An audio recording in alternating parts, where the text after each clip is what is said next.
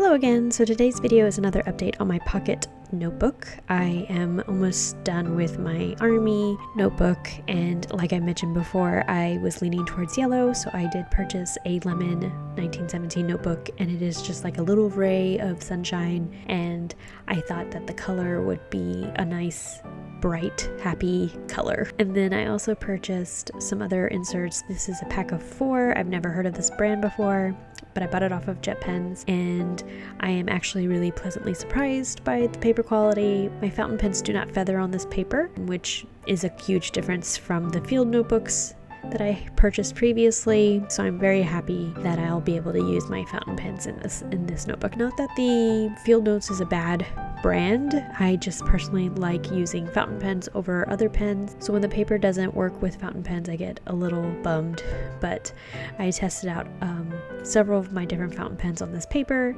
and it shows up really well, and I like how the inks look, and there's no feathering. Shadowing is pretty minimal, so that's also a plus. I didn't read if this paper was fountain pen friendly. I'm happy to know that my fountain pens will work on it. I think it's hard to find notebooks that work the way I want them to work, even though I know I already have kind of like favorites in different sizes. I'm still really loving this size, so I'm glad I get to find other notebooks that fit within this new pocket cover that I'm loving. Then you could just see a little bit of shadowing right here, but it's not bad. And then I also tried to see like the size, and my dashboard fits perfectly around these notebooks, so it is pretty much the same size as a Field Notes.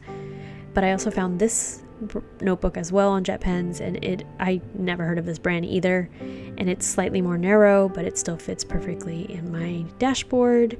And I'm not a huge fan with how it's bound. It's glued and it just feels kind of stiff, but the paper is just wonderful. I love thinner papers like the Tomoe River paper and the Hobonichi specifically, and the grid on this paper is really big, but I would love to have like a hardback notebook with this paper because it's just so smooth. Like writing on it was just so smooth, and it was a pleasant experience with writing. So I really wish that I could have this paper in a journal, which I could always use this as a journal and take a break from the 1917 notebooks, but I'm looking forward to collecting those notebooks. But this is how my pen looked when I did the test on it, and there's very minimal shadowing through the other side as well, even though the paper is pretty thin.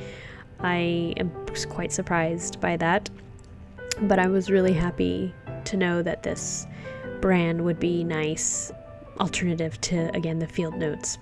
I do prefer that having a sewn or stapled insert, just because it can lay flat a little bit better, but I think with training this notebook would be fine. So all in all, a great haul of different notebooks to use in my pocket because, like I've mentioned, I'm pretty obsessed with it. Do you have any brands of inserts that you like to use in your pocket notebook? I'd love to know. So I hope you enjoy this video, and I will catch you in the next one.